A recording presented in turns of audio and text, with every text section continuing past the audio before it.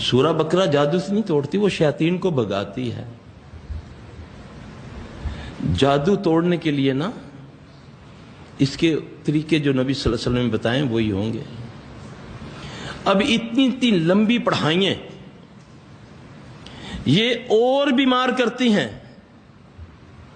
چاہے وہ قرآن کیوں نہ ہو، چاہے وہ نوافل کیوں نہ ہو، کیونکہ اللہ نے ایک سسٹم قائم کیا۔ ہمیں تو یہاں تک فرمایا کہ تجھے کوئی حاجت ہے تو نماز کی پرواہ نہ کر، پہلے اپنی حاجت کو پورا کر۔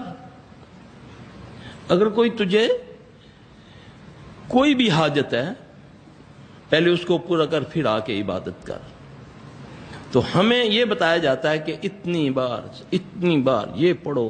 میں اسی آپ کے ایک ہمسائے ملک میں گیا، ہمارے بہت قابل احترام بزرگ ہیں، بھائی ہیں، اللہ تعالیٰ ان سے دین کا بہت کام لے رہا ہے۔